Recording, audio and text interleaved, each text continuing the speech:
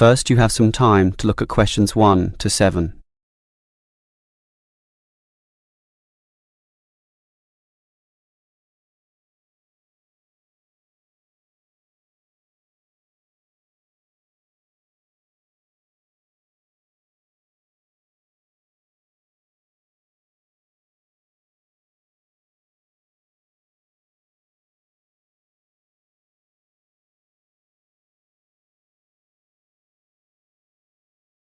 Now we shall begin. You should answer the questions as you listen, because you will not hear the recording a second time. Listen carefully and answer questions 1 to 7. Hello, can I speak to... the advert doesn't give a name. Well, the name is Bob, and I guess this call is about the car I'm selling, right? Yes, my name's Francis, and I'm definitely interested. You'll like my car then. Clean, neat, nice. What sort is it? Oh, the original model was called an Echo. You know, like the echo a sound can make. But then they changed the name to Yaris just before I bought it. Yaris. I don't know why. I liked the old name, and it's the same car, but that's what it's called. So, what's the colour? The ad says it's cream-coloured. Like cream, then? Yeah, well, it's more of a yellow colour, actually. Not cream? No, I don't know why I said that. It's like a canary, and it's more like one, too. So, what about the power? How many cylinders does it have? 4 or 6? My brother has a 6-cylinder car and says it's very powerful. Well, this one's 4 only, but I find it fine for city driving. As long as you don't intend to drive this car interstate or across the country, it does the job fine. That's okay. I just want the car basically for commuting to work and maybe some weekend trips. Is it 2-door or 4-door? I suppose it's not 4-door. The car's too small for that, right? Right, just 2 doors, as you say. The front seat bends forward to allow entry into the rear. That's fine by me. This car is just for my girlfriend and I anyway. What about accessories? Radio, CD player, anything else? Does it have an air conditioner? Well, no, it doesn't, but I don't find that a problem. I just open the window. I mean, if you really want, you can pay to have an AC installed. Basically, the only additional feature this car has is a radio, but it's still a great deal.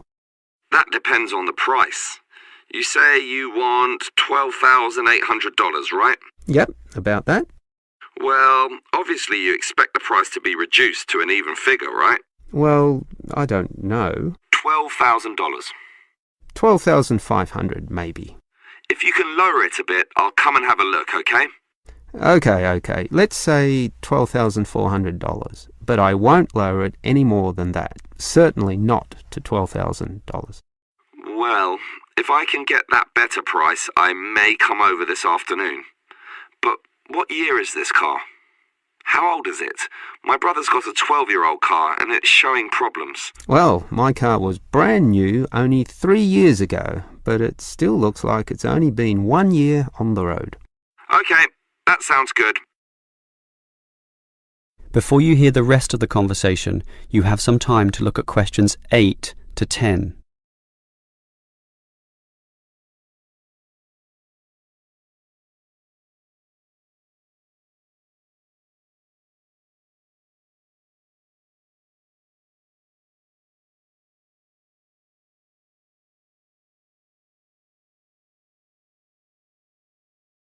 Now listen and answer questions 8 to 10. Can I just ask a few more general questions about this car you're selling? Sure. Can you just tell me why you think it's such a good deal? Of course, I won't necessarily believe you, but just tell me what you think. You can believe me. I honestly think this is a nice car, well worth buying at the price I'm asking. How much registration does it have left? To be honest, not so much, but I think having lots of registration is irrelevant. It's the car you're paying for, the quality and advantages of the engine itself. Well, what about that then? Okay, many people like to accelerate down the freeways, right? There are a lot of speed demons out there who think quickness is all that matters, but basically, people are mostly trapped in city traffic. So one of the things I like is that because this car is small, you can put it anywhere. Say you're in the city wanting to duck into a shop. Well, you can fit this car in any little space while you go shopping or do other things, and that saves you a lot of time. Yeah, but it's not that powerful, right? Oh, sure, the feel of a smoothly purring 6-cylinder engine attracts many people, but I compare my car to those small football players with the tight turning circles, those who can run rings around the larger players. This car is like that. It can turn this way and that way, dodge here, duck in there, sneak around corners, squeeze ahead and grab a position. That's also very useful when travelling in city traffic. Okay, I'll think about it. Sure, think about it, but all these advantages are sound and appeal to other buyers as well. No one holds the same car forever, so you can say exactly the same things that I just said when you want to sell the car. That will make it very easy for you to pass this car on to the next buyer. Yeah, maybe you're right. That is the end of part 1. You now have half a minute to check your answers.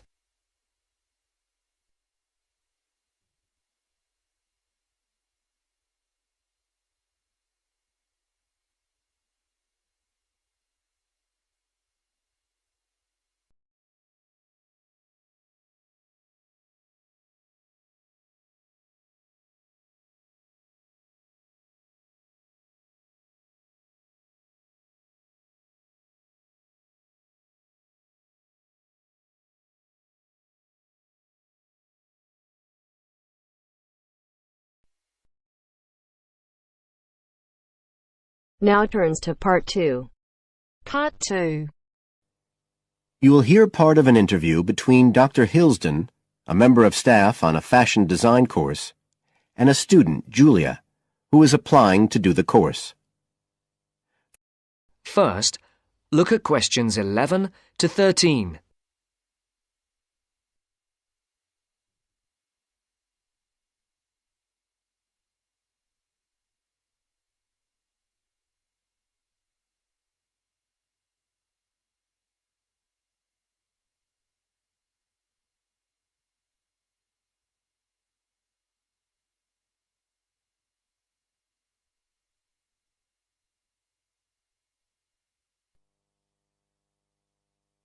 Right, Julia. So, from your CV and portfolio, and what you've already told me, you seem to be very much the sort of person we're looking for on the postgraduate course. So tell me, you finished your fashion design course in London 4 years ago. Did you think of carrying straight on and doing a higher degree at the time? Yes, but there were financial pressures. So I ended up working in the retail industry, as you can see from my CV. And actually, it was a very useful experience. In what way? Well, I was lucky to get the job with Fashion Now. They're a big store. And one of my priorities was to get as much experience as possible in different areas. So that was good because I had the chance to work in lots of different departments. And having direct contact with the customers meant I was able to see how they reacted to innovation, to new fashion ideas. Because with Fashion Now, a designer might show something in New York or Milan, and there'll be something similar in the shop within weeks. So that was probably the most useful thing for me. Right. And so what's made you decide to do a postgraduate course now?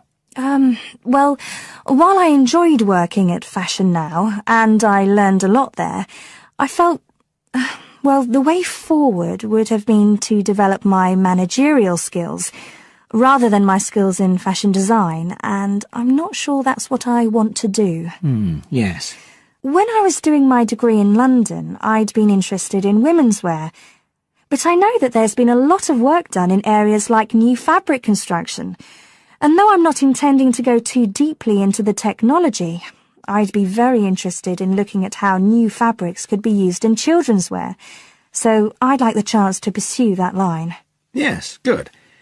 And are you at all concerned about what it's going to be like coming back into an academic context after being away from it for several years?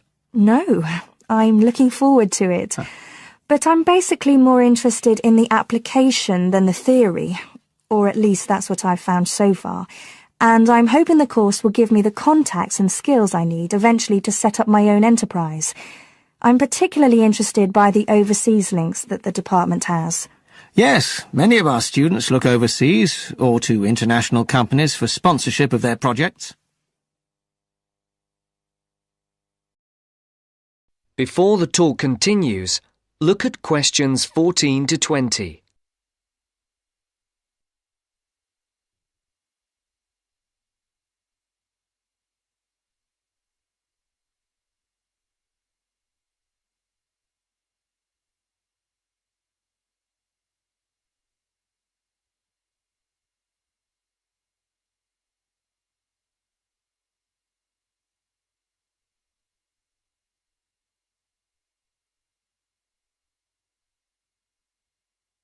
As you listen to the second part of the talk, answer the questions. And the facilities here look excellent. I just went to look at the library. It's really impressive.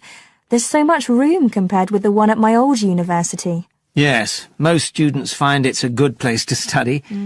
And there are link-ups to other universities, of course, and all the usual electronic sources. The staff run an information skills programme, which we recommend all postgraduates do in the first week or two. Design students find these special collections particularly useful. Yes. Then we have a separate computer centre, which has its own academic coordinator, Tim Spender. He's got a background in art design, and the ethos of the centre is that it's a studio for innovation and creativity, rather than a computer laboratory. Oh, right. I liked the study spaces where students can sit and discuss work together. Very useful for joint projects. We always had to do that sort of thing in the cafeteria when I was an undergraduate. And I read in the brochure that there's a separate resource for photography. Yes, it's called Photomedia. It's not just for photography, but things like digital imaging and new media. It's a resource for all our students, not just fashion design. And we encourage students to work there, producing work that crosses disciplinary boundaries. It's well used. In fact, it's doubled in size since it was set up 3 years ago. And we also have an offshoot from that, which is called time-based media. This is for students who want to develop their ideas in the area of the moving image or sound. That's in a new building that was specially built for it just last year. But there are plans to expand it, as the present facilities are overstretched already. Right. Now, is there anything you'd like to ask about the course itself? I know it's a combination of taught modules and a specialist project, but how does assessment fit in? Well, as you'd expect on a course of this nature, it's an ongoing process. The degree course has 4 stages, and there are what we call progress reviews at the end of each of the first 3. Then the final assessment is based on your project. You have to produce a report, which is a critical reflection on your work. And is there some sort of fashion show? There's an exhibition. The projects aren't all focused on clothes as such. Some are more experimental, so that seems more appropriate. We ask representatives of fashion companies along, and it's usually well attended. Right. And another thing I wanted to ask. That is the end of part 2. You now have half a minute to check your answers.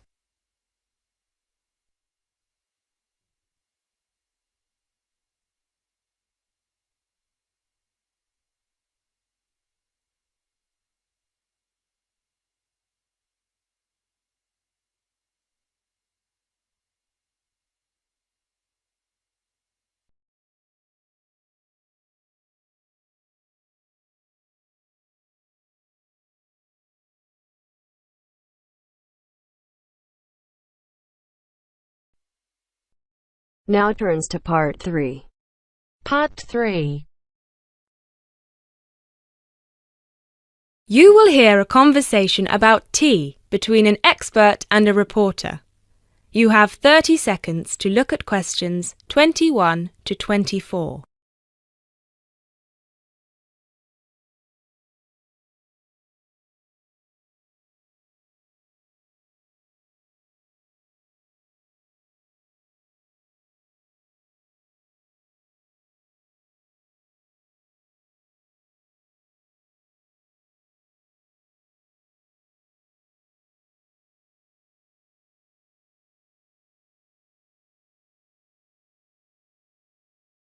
Hi, Jacob. Thank you so much for coming along today. It's my pleasure. I'm very intrigued about what a tea meditation entails exactly. Well, it's very simple, really. I think the first thing you need to keep in mind is that it is mostly about leaving everything that you have been thinking or worrying about today to one side. Really focus on the present moment. Oh, it sounds great. I certainly don't know very much about tea, and I'm keen to get started. But before you go into more detail, can I ask you what your favourite kind of tea is? Well, I think the kind of tea we are going to have today is my favourite. It is pu'er tea from Yunnan province in southern China. What makes this tea special? Pu'er is a dark tea. The regions of Yunnan, the north of Vietnam and Laos, have one of the best climates for growing tea in the world. Pu'er is a post-fermented tea. Oh, what is a post-fermented tea exactly? It is a tea that has undergone a period of aging in the open air. They age the tea for days, even years. The exposure to humidity and oxygen help to oxidize the tea leaves and encourage fermentation. This changes the smell of the tea and also removes a lot of bitterness from the taste. It sounds similar to the process of aging wine. The process is different, but the effect of aging on the taste is certainly similar. Does this mean the tea can be quite expensive? Absolutely. It can be very expensive. The tea is usually pressed into balls or cakes and sold. At one time, only tea enthusiasts cared about buying these cakes, but now many people have realised that they are an investment, and so buy them like they would buy gold, because the price goes up a lot over time. Before you hear the rest of the talk, you have some time to look at questions 25 to 30.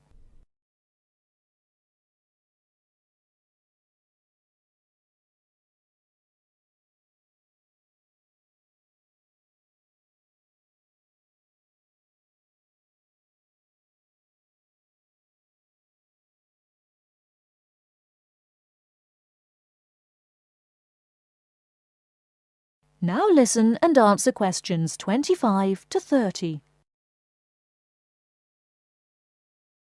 So now I want you to focus on clearing your mind of anything other than this present moment. Let go of any concerns. OK, one slight problem. I will need to record our conversation, and I will need to take notes for the article. I plan to write about this for my newspaper. Is that OK? Oh yes, of course. Whatever you need. Thank you. I'll try to keep my notes to a minimum. Good. So, where was I? Oh yes, I think very few people really appreciate the complexity and variety of tea that exists in the world. Right. Most people are maybe like me and just use tea bags. Exactly. And with a tea bag, the tea is trapped inside and cannot move around freely. You can really taste the difference drinking a brewed tea that was free to move around through all the water. So, do you ever use tea bags? Never. There are many different kinds of tea: white, yellow, black, green, oolong, matcha, herbal and many others. Each one has its own unique properties. To fully experience what each tea has to offer, you must brew it in the correct way. I also believe in only drinking tea that is picked and sorted by hand, rather than using mechanical processes. Although it takes more time, the tea made by hand is so much better that it leads to an increase in the tea's sales. But in that case, surely if there is more interest in the tea, and with the time-intensive farming process, this means there could be shortages because the demand is higher than the ability to produce it. There were shortages for a while, but then an artificial fermentation process was developed in the 1970s, which helped to speed up the fermentation times. As I mentioned, this process has an aging effect on the taste of pu'er tea that is very similar to the effect on the taste of wine that you get from that fermentation process, though for pu'er tea today, we're talking about that artificial process. How can they do this artificially? The farmers gather the tea leaves into a big pile, then cover it with a large sheet or tarp. They spray water on the tea every now and then, and therefore fermentation happens faster. Usually, the tea is left for 30, 45, 60 or even 90 days still.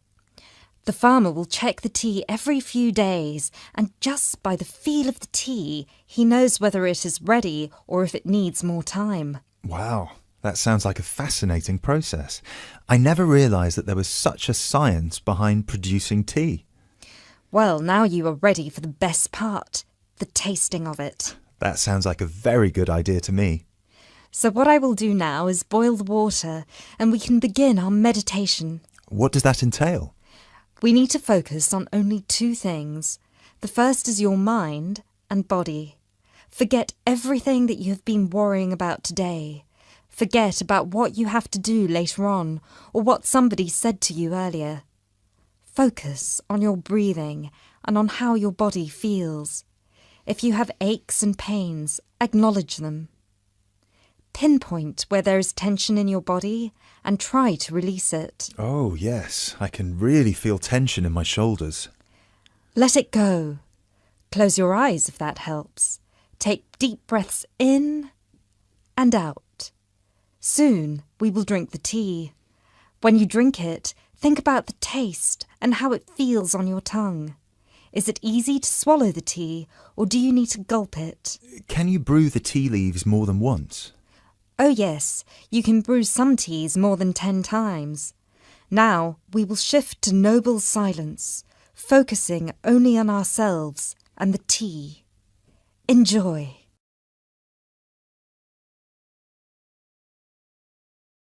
That is the end of part 3. You now have half a minute to check your answers.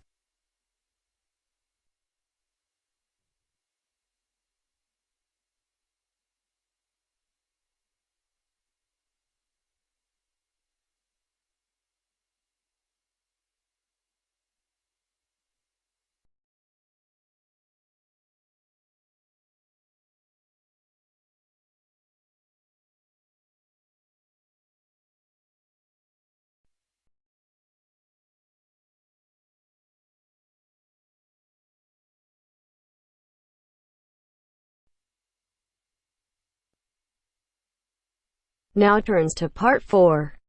Part 4.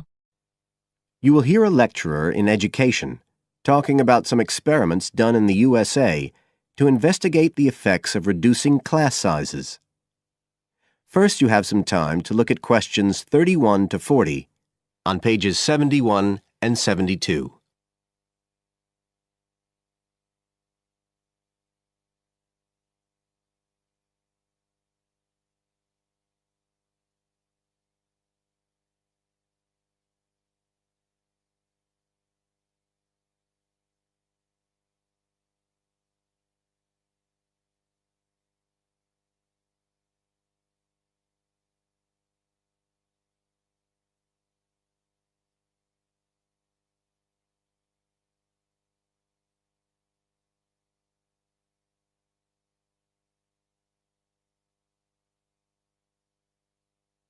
Now listen carefully and answer questions 31 to 40. All over the world, there are passionate arguments going on about how educational systems can be improved. And of all the ideas for improving education, few are as simple or attractive as reducing the number of pupils per teacher. It seems like common sense. But do these ideas have any theoretical basis? Today, I want to look at the situation in the USA and at some of the research that has been done here in America on the effects of reducing class sizes. In the last couple of decades or so, There has been considerable concern in the United States over educational standards here, following revelations that the country's secondary school students perform poorly relative to many Asian and European students. In addition, statistics have shown that students in the nation's lower-income schools in the urban areas have achievement levels far below those of middle-class and upper-middle-class schools. So would reducing class sizes solve these problems? Well, we have to remember that it does have one obvious drawback. It's expensive. It requires more teachers and possibly more classrooms, equipment, and so on. On the other hand, if smaller classes really do work, the eventual economic benefits could be huge. Better education would mean that workers did their jobs more efficiently, saving the country millions of dollars. It would also mean that people were better informed about their health, bringing savings in things like medical costs and days off sick. So what reliable information do we have about the effects of reducing class sizes? There's plenty of anecdotal evidence about the effect on students' behavior, but what reliable evidence do we have for this?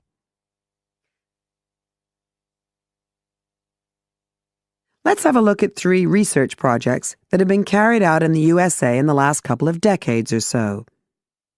The first study I'm going to look at took place in the state of Tennessee in the late 1980s. It involved some 70 schools. In its first year, about 6,400 students were involved, and by the end of the study, 4 years later, the total number involved had grown to 12,000. What happened was that students entering kindergarten were randomly assigned to either small classes of 13 to 17 students or regular-sized classes of 22 to 26. The students remained in whatever category they had been assigned to through the 3rd grade, and then, after that, they joined a regular classroom. After the study ended in 1989, researchers conducted dozens of analyses of the data. Researchers agree that there was significant benefit for students in attending smaller classes, and it also appears that the beneficial effect was stronger for minority students. However, there's no agreement on the implications of this. We still don't know the answer to questions like how long students have to be in smaller classes to get a benefit, and how big that benefit is, for example. The second project was much larger and took place in California. Like the Tennessee study, it focused on students from kindergarten through to grade 3, but in this case, all schools throughout the state were involved. The experiment is still continuing, but results have been very inconclusive, with very little improvement noted. And the project has, in fact, also had several negative aspects. It meant an increased demand for teachers in almost all California districts. So the better-paying districts got a lot of the best teachers, including a fair number that moved over from the poorer districts. And there were a lot of other problems with the project. For example, there weren't any effective procedures for evaluation. All in all, this project stands as a model of what not to do in a major research project. A third initiative took place in the state of Wisconsin at around the same time as the California project began, and it's interesting to compare the two. The Wisconsin project was small.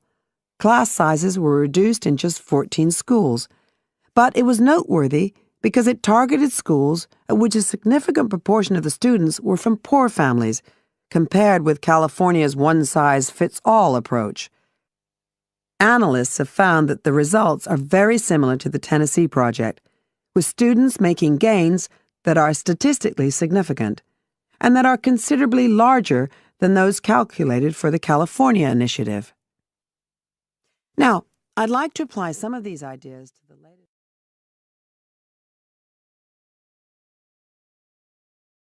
That is the end of part 4. You now have half a minute to check your answers.